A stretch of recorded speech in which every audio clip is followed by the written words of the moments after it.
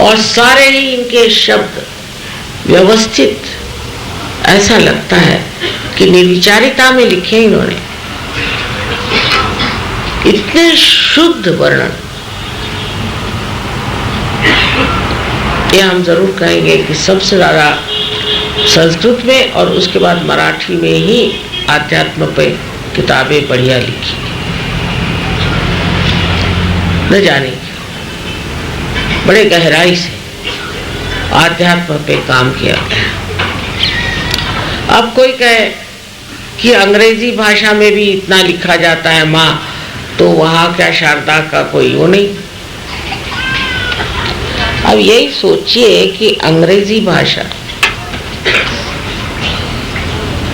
में आत्मा के लिए स्पिरिट शब्द है ना, शराब को भी स्पिरिट और भूत को भी स्पिरिट, ये कोई भाषा हो?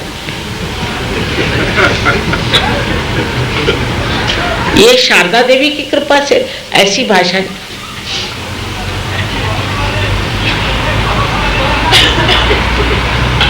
और फ्रेंच भाषा तो उससे भी गई हुई थी एकदम, उसमें चेतना के लिए कोई शब्द नहीं। अंग्रेजी में कम से कम अवेयरनेस, उसमें अवेयरनेस के लिए कोई शब्द नहीं। और उसमें आत्मा के लिए जितने दारू के शब्द वो लगा दीजिए आत्मा के साथ। ये क्या उन पर आशीर्वाद हुआ? कई बड़े बड़े लेखक हो गए, सब जो भी लेखक वहां हुए राजकारणी लोग राजकारण पर लिख गए। हाँ, एक विलियम ब्लेक की बात कहेंगे, C.S. लुईस की बात हम कहेंगे, दो ही वर्ड्सवर्थ एक थे। लेकिन बाकी एक साहब है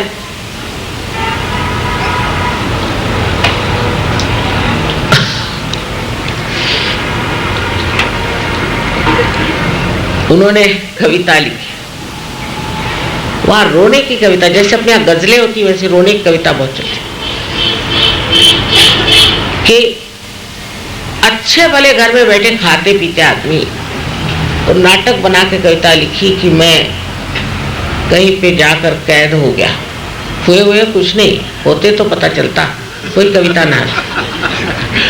और कैद में ये हुआ और मेरे बाल सफेद इसलिए नहीं हुए और फलाना नहीं हुआ, ठिकाना नहीं हुआ, ऐसा।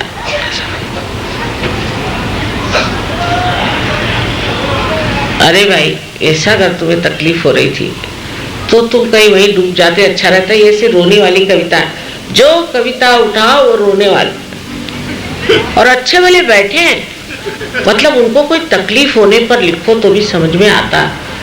अच्छे वाले बैठे हैं, खूब पैसा कमा रहे हैं, सबको रुला रहे हैं और आप पैसा खा रहे हैं। और लोगों को भी रोना बड़ा अच्छा लगता है। हमारे एक मुसलमान पहचान तो कहले माता जी ये गजल लोग क्यों गाते? मैं कहा उन्हीं से पूछो जो गाते हैं, मुझे तो पसंद नहीं।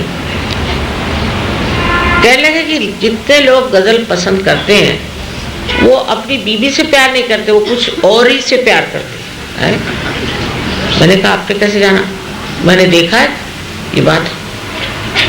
और रोते रहते, अरे अपनी बीवी है क्यों रो रहे हैं? ये बीवी बैठी जिंदा, उसी के साथ रहो, आराम से मजा उठाओ। अब तीसरे के लिए रो रहे, तू नहीं मिला और तेरी छाया नहीं मिली।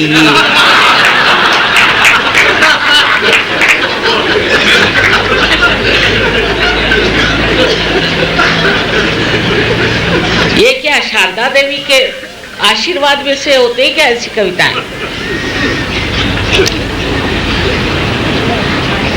ये सिर्फ लोगों को मूर्ख बनाने के लिए एक और तरह के लोग होते हैं।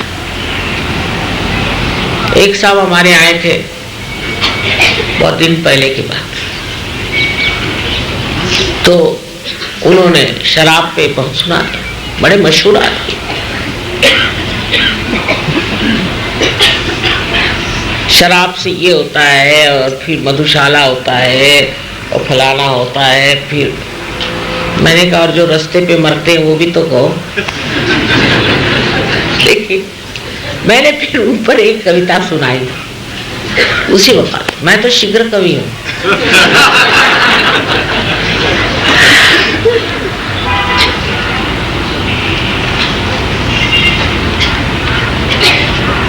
मैंने कहा क्यों न प्याला झूमता है, पी वही मदहोश हाला। प्याला क्यों नहीं झूमता, वो क्यों नहीं झूमता, और तुम क्यों झूमते हो? तुम तो प्याले से भी कमजोर।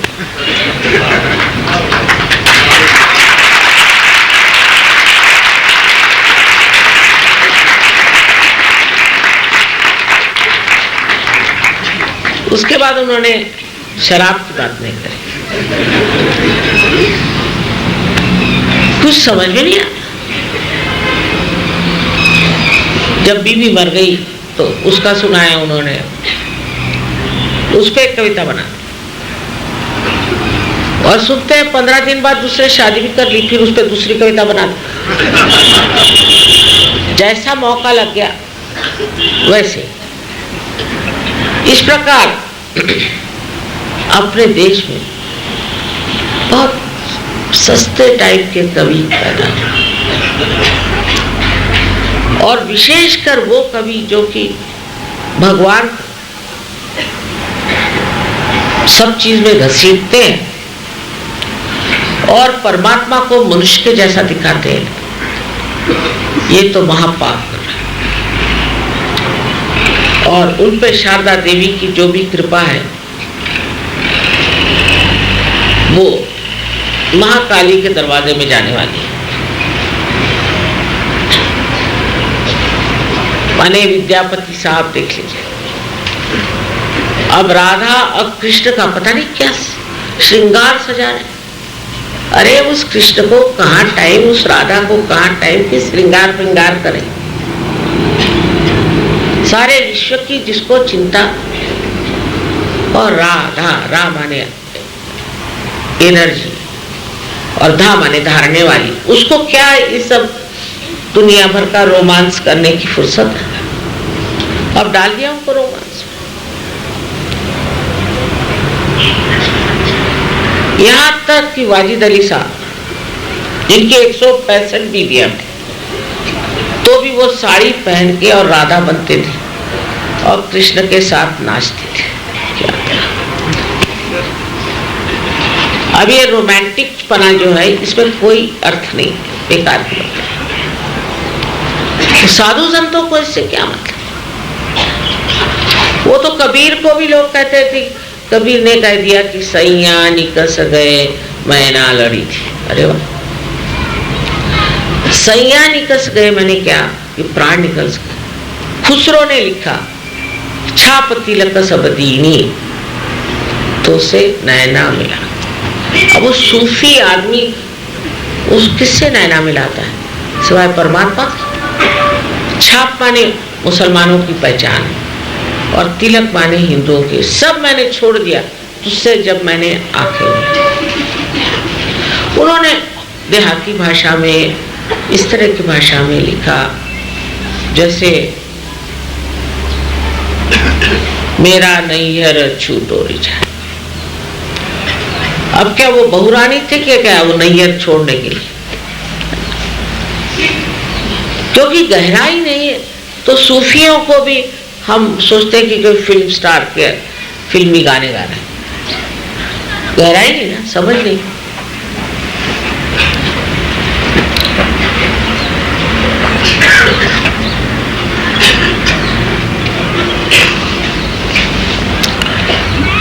तो शारदा जी भी जो है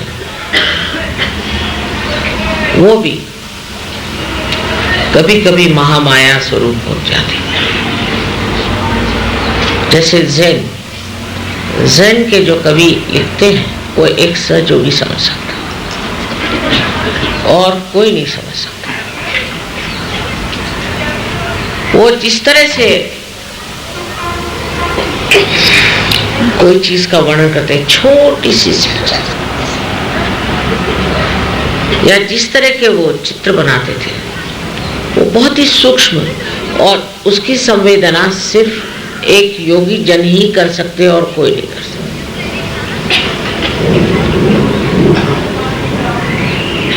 अब कव्वाली में लोग मुजरा गाते हैं और मुजरे में कव्वाली।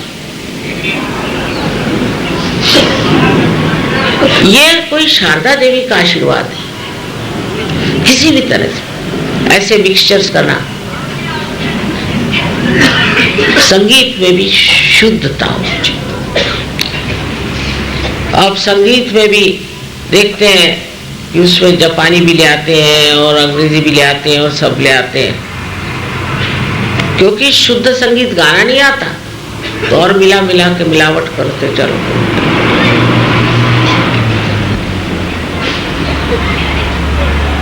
देहात में गाते हैं लोग कितने प्रेम से, और शारदा देवी के पूर्ण आशीर्वाद, उनके आशीर्वाद से जितने महान ग्रंथ हैं वो बने संसार में, जितने महान नाटक या कादंबरियां लिखी गई वो सब शारदा देवी के आशीर्वाद से। किंतु इस वर्तमान काल में ऐसा लगता है कि शारदा देवी ने अपना हाथ कुछ रोक लिया है या ये आशीर्वाद कम है। इस राजस्थान में जो कला का प्रादुर्भाव हुआ है, मैं देखती हूँ कि 2-3 साल में ही एकदम कला फूट पड़ी। ये बिल्कुल शारदा देवी का ही आशीर्वाद है, इसमें कोई शक नहीं। ऐसी ऐसी नक्काशियां, ऐसी ऐसी चीजें बनाने लग गए लोग हाथ से अपने, बड़ा आश्चर्य। पहले भी यहाँ बड़ी अच्छी नक्काशियां होती थी, लोग तराशते थे, पर आप सारे पॉटरीज में देख लीजिए, कहीं देख लीजिए, क्या सुंदर सुंदर कलर्स, बढ़िया ऐसे रंग बिरंगी ऐसी चीजें। हम कल ही एक फैक्ट्री देखने गए थे, तो इसीलिए मैंने सोचा आज ये साड़ी पहने, ये राजस्थानी रंग है सारे, और डरते नहीं। ऐसा रंग, हर एक तरह का रंग पहनते हैं। अंग्रेज ऐसे नहीं, वो कहते हैं कि एक बॉर्डर हो तो उसके ऊपर बिल्कुल कुछ नहीं, स्पेस्ड आउट होना चाहिए।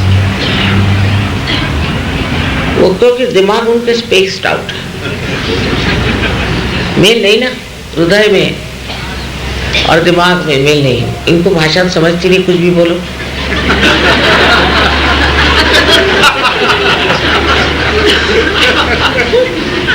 अब जब हृदय और दिमाग एक होगा तब लोग समझेंगे ये चीज क्या है, कि जिसे अंग्रेजी में एक्सूबरेंस कहते हैं। हमारे खुशी के जो आनंद समाया ये रंग बन के जब फैल जाता है, ये अपने ही देश में होली हो सकती है और किसी देश में।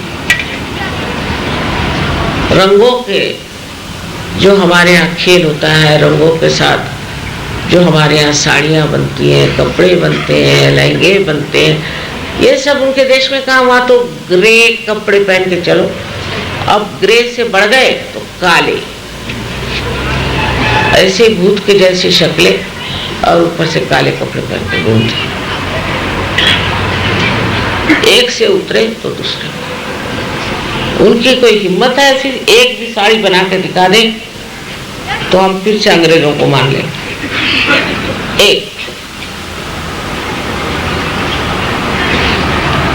रंग बिरंगे हर तरह के औरतों के ड्रेस होते हैं इस राजस्थान में, तो क्या कहने ना। सुंदर शारदा देवी ने यहाँ इन लोगों को बसाया।